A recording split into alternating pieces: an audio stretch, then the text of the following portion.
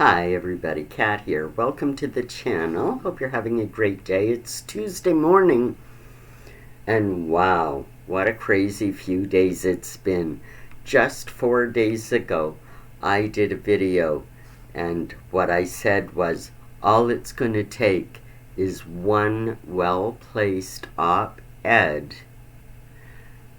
to bring the whole Harry and Meghan enterprise to its knees. And what's happened? Vanity Fair's happened. Let's talk about this. You know, Harry and Meghan for a while now. More and more is coming out, seeping into the mainstream.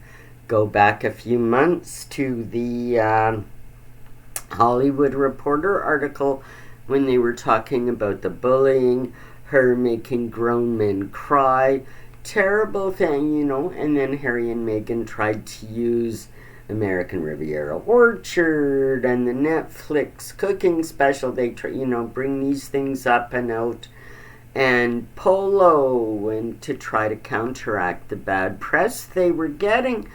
But we noticed then, and those of us that have been looking at this for years now are finally realizing that it's starting to stick in mainstream media. People are talking about it, not only the bullying, but other aspects of the Harry and Meghan story that we find most disturbing. So yeah, it started with that, and since then, we have had the whole American Riviera Orchard debacle. It's just a failure, a non-starter, between all the logos and legal and copyright and trademarks, and there's just no hope of it ever getting off the ground that way. Then Polo came out on Netflix, and it was widely panned. It was not well received, and Harry and Meghan were, told to be out of touch with reality. If this is what they relate to, kind of thing. So it was not a good experience. Polo didn't go over well, and then we had the announcement that she was going to launch her cooking show was ready with Love Meghan, and Netflix dropped the trailer, and we know how bad that went. Holy smokes. She had hundreds of thousands of, dislikes in a very short period of time, and very few likes. The trailer was just the death knell, and of course, we've had the fires in Los Angeles that Meghan is used as an excuse to delay the launch of With Love Meghan for 3 months or so, is the last we heard. I've also heard that it had nothing to do with the fires. It's just it was so bad that I've heard on one hand they're spending the time reworking it, maybe adding new things in, reworking it. I've also heard that putting it on a delay like this, it can slide into oblivion, that they're planning to dump it all together. So we don't really know yet exactly what is happening, but in the midst of all of this, the California fires. So what does Meghan and Harry do? They drive 2.5 hours down into LA to the convention center where there was a relief effort going on. What we know now about this is that when they showed up with their photographers and entourage and everything, they actually had the people that were there actually volunteering. They said, no, move them out of the way, get them out of the road. So we can get shots of us helping and doing the thing, and that's the whole point. They disrupted a relief effort for their own little photo shots, their own little photo ops there. Absolute despicable behavior, and Justine Bateman was right to call them out on it. Although I said in my previous video she should have gone even further. But looks like she doesn't have to, because Vanity Fair did. Oh my God, Vanity Fair just a couple of days ago dropped an article that everyone is talking about. Vanity Fair is like the Bible for celebrity. Everybody wants a cover. Everybody wants a story. Everybody wants a positive story. You get a good story in Vanity Fair, it translates to money. It does, Well, they have just eviscerated Harry and Meghan, especially Meghan, her behavior towards people, her, dictatorial behavior, mean-spirited, all the things that we've heard about, all the bullying aspects of things that we've heard about for years. It's like they've confirmed everything. They've spoken to a lot of people. Apparently, this was quite an in-depth exercise to put this article together, and it was scrutinized to the nth degree by their legal department, so there was no way that Harry and Meghan could come back to them and litigate against them for what they've said in the article. So the information's solid. So it's coming out. That's a mainstream publication.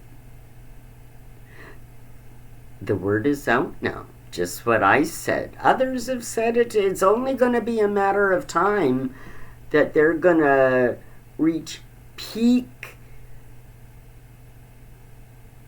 insufferability globally. Everybody is just done with them. Done with them, I tell you.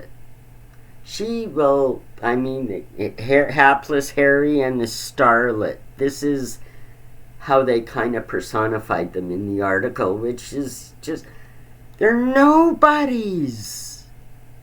They're just realizing it's like the emperor's new clothes. They're naked. It's that kind of a realization in the mainstream media now, amongst those of whom Harry and Meghan would want to be known as, if not just only peers, but even above them in station, like other celebrities, the way Meghan expects to be treated, the way she treats other people, like she's something really, And it looks like the chickens have come home to roost. Meghan and Harry have made a statement saying that they are very dismayed and disappointed in this Vanity Fair article, and it must have something to do with racism. That's all they can fall back on. They can't actually do or say anything because the article is legally sound. It's the truth. We can trust that information, and that's why Harry and Meghan are just going crazy. And of course, they've had a big meltdown. They're running around like chickens with their heads cut off right now. They've just had a big falling out with Mark Zuckerberg, of course. The incoming Trump administration, all the sins that Zuckerberg did on behalf of the Democratic government, all the censoring of information on Facebook and all of that kind of stuff. Well, so Zuck gets a perm and puts on a necklace and tries to buddy up to Elon Musk and saying, they made us do it. I'm going to change things. You know, we told you for years we weren't suppressing information. Well, we were, but I'm going to stop and I'm going to play nice now and let everybody have free speech, just like Elon Musk on X. He is fighting for his life. The guy belongs in jail, in my opinion, for his role in what he's done and what he has suppressed. My opinion. But, you know, so Harry and Meghan had to come out and disparage Lil Zuck there. They're very disappointed in Mark Zuckerberg, too, for falling for the whole free speech advocacy that he is now professing. You know, Harry and Meghan, free speech is one of those bugaboos that they're warning everybody about, how dangerous it is. Just look how people talk about her. Can you imagine? It's got to end. Free speech. This madness.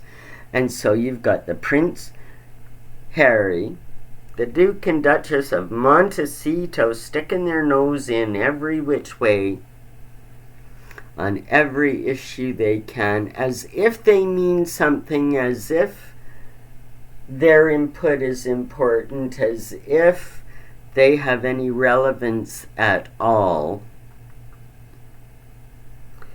And I think this kind of kowtowing to them like they did with the fires, the mayor and the responders and all of that, after this Vanity Fair article, and now that this news has gone mainstream, I think this is gonna knock Meghan and Harry, right out of the loop. Because no one will pay attention to another thing they said. This is one thing I've said through the Time Loop series. If you watch that playlist, there is going to come a time, just like it did with Wallace and Edward, that Meghan and Harry become completely irrelevant. And I think we're at that point now. I think this Vanity Fair article has signaled the death knell of the grip that Harry and Meghan have had on the public for the last 5, 6, 7 years. I think they're well and truly done.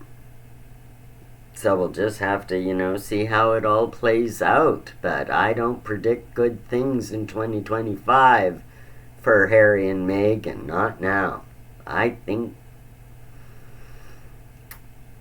think they called it. Anyway, that's what I think about this. Hope you like this video. Subscribe, share this video. Leave me a comment. I'd like to know what you think about everything. And we'll see you in the next one. Take care, everybody. Bye for now.